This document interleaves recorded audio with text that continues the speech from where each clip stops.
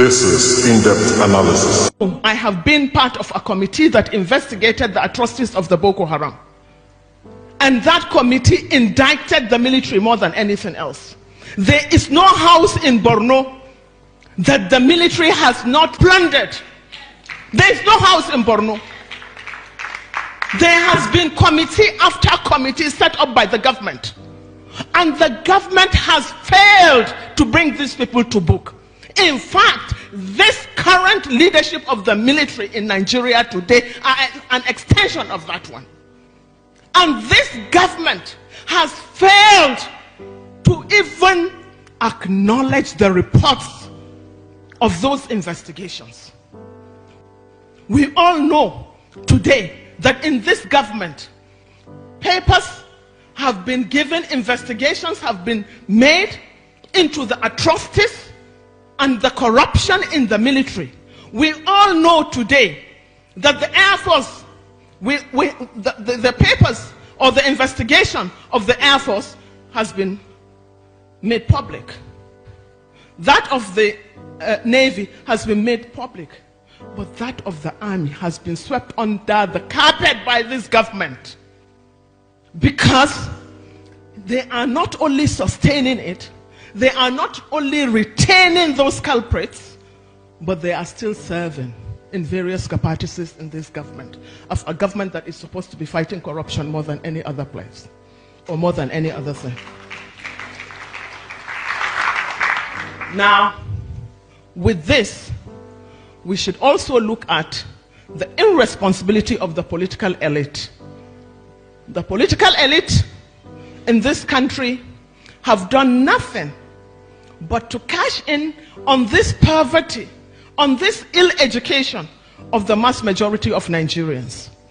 They use them, they have used you and turned your psyche into slaves, slaves of religious and ethnic manipulations.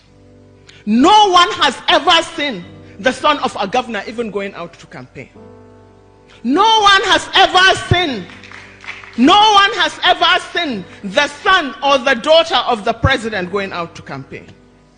And no son of even a councillor, not to talk of a senator or a chairman or a governor, that has been abducted or that has been slaughtered on the streets. But the idiots that call themselves the masses allow themselves to be used through religion or ethnicity to divert attention, but to continue to make you into slaves that will be exploited again and again unending. So until you put into your thick heads that you are no slaves to anybody, that the resources of Nigeria is ours, then you will continue to be enslaved. You will be where you are forever, starving. I have never seen the son of the imam being slaughtered or rioting. Neither have I ever seen the son of the pastor.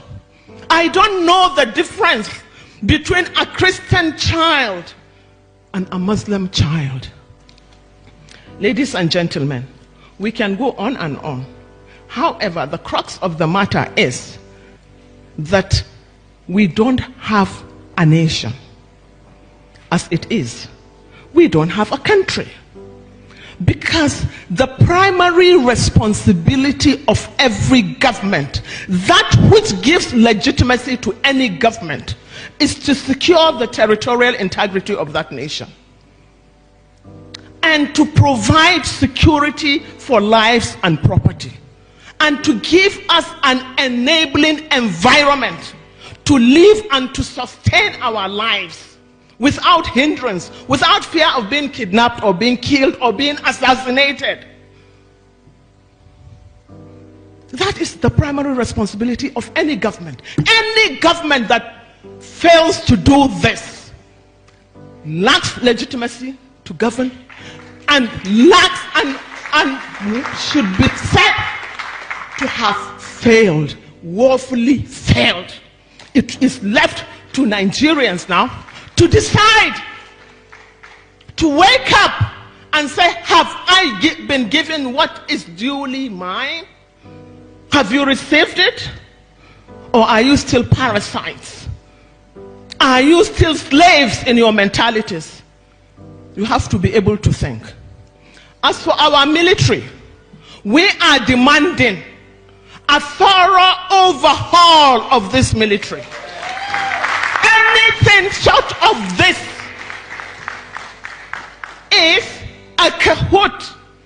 Anything short of this is, to say the least, the government is a beneficiary. The people in government are benefiting. For so long as you see crime within the prism of tribe or religion, you are part and parcel of the problem. Because you are perpetuating it, you are not looking for solutions. And what does it matter? What does it matter to the victim? Does it make any difference to the victims of Mambila, Benue, or Zamfara, under which government they were killed? The dead is dead. The orphan is orphaned. Does it matter who made it happen or who allowed it to happen? So, ladies and gentlemen, I can't say much because I did not even prepare a paper. You have to forgive me. But we all have a responsibility, not only to ourselves, but to our children.